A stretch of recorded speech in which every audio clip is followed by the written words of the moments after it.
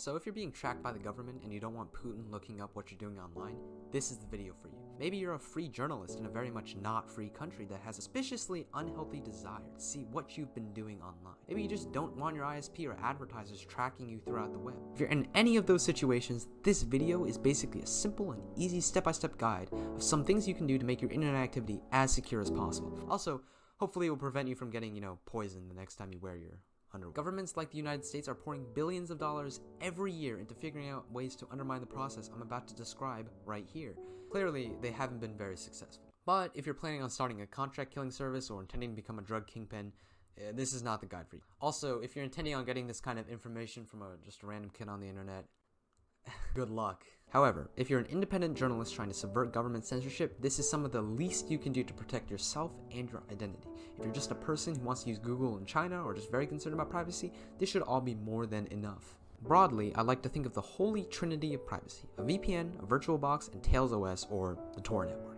VPN stands for Virtual Private Network, and you know what, you probably already know all about VPNs given how many ads and sponsorships that these companies spearhead. Basically, all you really need to know is that your computer has something called an IP address assigned to you. If someone has this address, it can be trivially easy to determine your location, so what a VPN does is send your data through an external server headquartered somewhere secure like in Switzerland or Korea. Use paid VPNs. Most free VPN services are scams, they don't work, or they sell your data, which kind of defeats the purpose of what they're supposed to do. I don't have specific recommendations, but do some research and find one that you think is secure. I'll have a few linked down below in the description if you want some help with that. If you're researching for one, know that a good VPN has a strict no logging policy. Typically, there are laws in the countries that these companies are based in that prevent the government from extracting your internet data. But if they have a no logging policy, even if a government were to break in and there were a huge security breach, there would literally be nothing to hand over to them.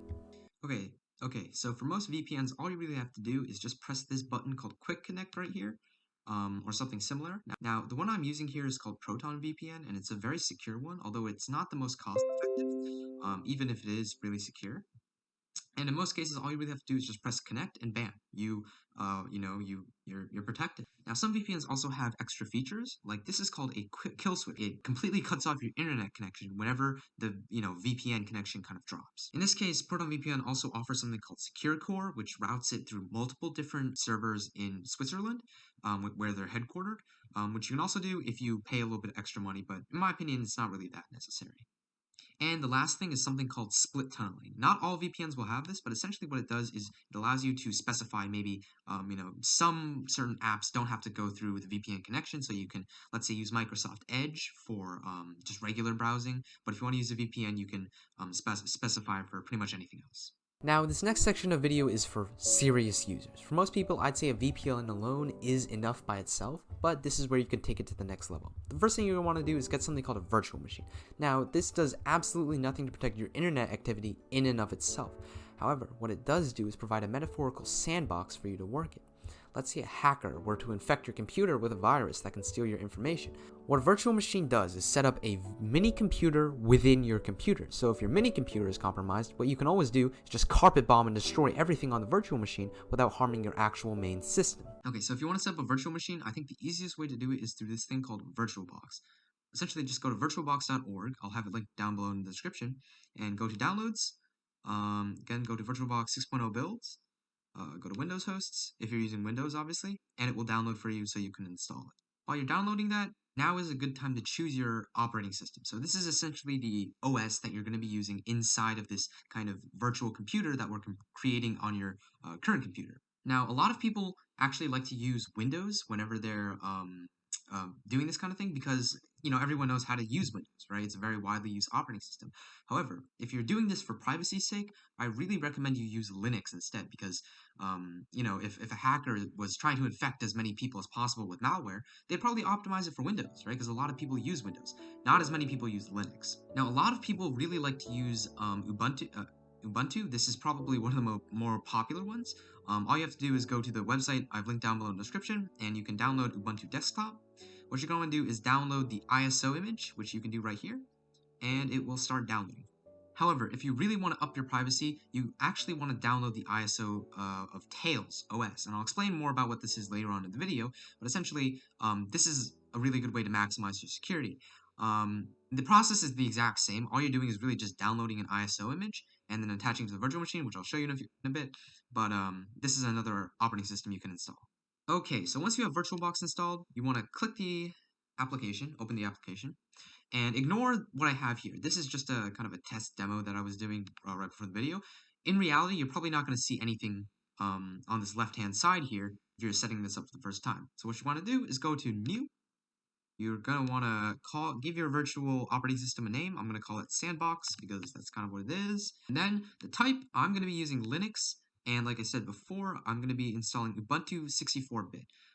If you want the correct bit value, it's probably, I mean, I'd say for most people, it's probably going to be 64-bit, but sometimes it might be 32-bit. You're going to have to check with the ISO that you download.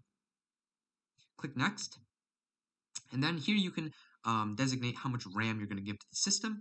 Most of the time, I'd say, a good rule of thumb is maybe half of your system RAM, right? So my RAM, I only have, 8 gigabytes of RAM, so I'm going to specify mine to be about 4,096 megabytes of memory. You do want to create a virtual hard disk because you still want to use it like a computer, right? So you can create a new virtual hard disk. And then I would personally go for a virtual disk image, but you can kind of do a little bit more research and figure out which one of these options is better for you. I personally like the disk image. You can either make it dynamically allocated or fixed size, and you can read here. I don't really care for now, so I'm just going to make it dynamically allocated. You can choose where all of the information of your, operating system is going to be stored. I'm just going to store it in this directory right here, and it's going to be 10 gigabytes of memory, just for demonstration purposes. So you do that, you're not done yet. So what you want to do is select the correct virtual machine. In this case, it was Sandbox. Go to Settings, and here's where we're really going to get into the advanced stuff. So first thing you want to do is go to System, and obviously we've already specified how much memory there is here, but in Processor, you can choose how many CPU cores. I would personally recommend just setting this to half. Half is usually a good rule of thumb. And acceleration, we're not going to deal with right now. Video memory, what you want to do is maximize this. You want as much video memory as possible. Remote display recording, none of this should be really that important. And then for storage, this is the most important part. You want to go to empty. You want to see, you see this controller IDE, go to empty, and then go to this side right here and click this button right here. And then choose a disk file. And then you want to navigate to the directory that you downloaded your operating system in. So in this case, it was Ubuntu. I have Tails also here. Obviously, if you want to install Tails instead, you would choose the Tails ISO that you downloaded. In this case, I'm just going to do Ubuntu. Once you do that, everything should be fine right now. You can also do some extra handy things like you can do drag and drop. However, if you're going to be maximizing security. Now, VirtualBox does offer some cool things you can do, like you can kind of drag and drop between your main system and your virtual system, but I would recommend not doing that just for privacy's sake because you want to keep this kind of sandbox as disconnected from your real system as possible. You can also set up a shared folder if you would like, but I'm not going to do it in this video because it's just not necessary, but you can definitely look online for a tutorial of how to do this. It's very simple. And now we have Sandbox. Now what we can do is we can press Start, and now it's going to start running a virtual machine within our current machine. Then you're going to select your operating system. Now, ignore this. This is just because I have multiple ISOs. But what you want to do is select the ISO that you want to use. You want to boot from this disk image. Press Start, and it will start running.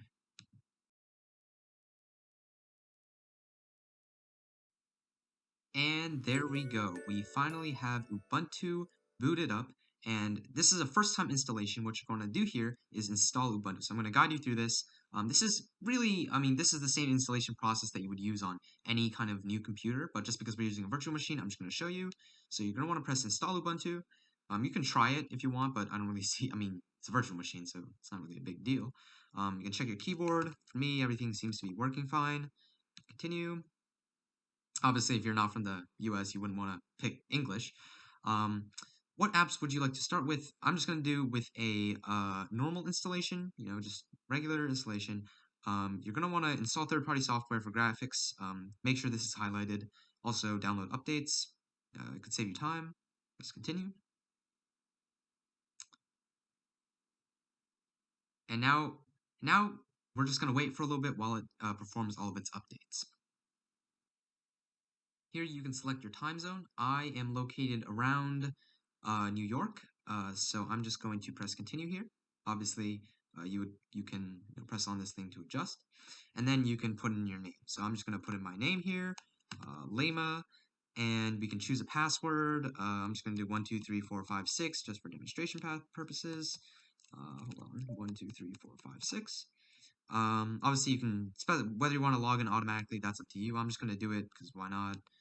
This is just a sandbox like I indicated. And here it's just going to start doing all of it.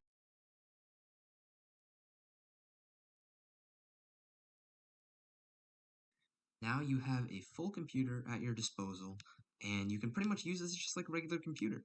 Um, just get those out of the way. Now you're ready to go. You treat this like a normal computer, right? You can browse the web and do pretty much anything you want to. Now, the last thing I'm going to talk about is a specific type of operating system that you can install on your virtual machine to maximize security. That's called Tails OS. Basically, what this OS does is forget everything that you do. If you power off the machine, everything gets reset, meaning even if someone got hold of your machine, it would be impossible to tell your login from someone else's. It also does arguably the most important thing, which is route all of your internet through something called the Tor browser. Now, there are a lot of videos and resources online explaining exactly what Tor is, but in essence, it bounces your internet across multiple different server nodes and thus makes it very, very, very difficult for anyone trying to trace you. Okay, so let's say you want to use Tails instead of Ubuntu. What you essentially do is the exact same process for the Ubuntu, except for obviously instead of storage, you're going to be wanting to choose the Tails disk image instead of Ubuntu. And obviously you would press that button and everything would be fine. Once you start up the system, you can log into Tails. So this is what it's like to boot up into Tails. It looks like this gray screen and these three dots, very iconic. This is what Tails looked like on startup. You just press Start Tails, and soon enough, you're going to have your super secure operating system. And what's really cool about Tails is that it routes all of your internet through the Tor browser. So you can go to Applications, and right there, you can select Tor browser. Soon enough, you're going to have a pre-configured Tor browser that's secure to use. Now, something you're going to notice about Tor is that it's a little bit slower than what you're used to with internet, and that's just because of the way it works, right? Because Tor needs to do some extra steps to ensure your security. Once you have Tor loaded up, what you want to do is press this thing called Tor check, and it's going to check to make sure that you're working. And bam, it will say, congratulations, this browser is configured to use Tor. And this is going to anonymize it. Obviously, your IP address is just something completely foreign that you've never seen before. And how you can check is, let's say I just wanted to, I don't know, go to YouTube, right? Or whatever. A really cool thing you can do to check, how Tor browser really works is by pressing this little padlock right here, and you can see the Tor circuit, right? So right now, what it's essentially doing is it's bouncing my internet throughout France, Canada, and Germany, and then to the final website that I'm going to. And what this allows it to do is it anonymizes it because it's obviously super hard to tell which is which IP you're coming from, right? You kind of have to look around to all these different things to track the final entry point. And even at this browser, even at the entry point, I'm still protected, right? Because all of my data is going through the VPN, which obviously is. And that's pretty much it. You can now browse the internet super securely, anonymously, without fear of being tracked by your ISP, advertisers, or governments. Who knows? So that's it. My full, brief kind of introduction of how to keep yourself safe on the internet. If you're a journalist whose country, is cracking down civil liberties, or if you just want to keep yourself safe from hackers, now you know.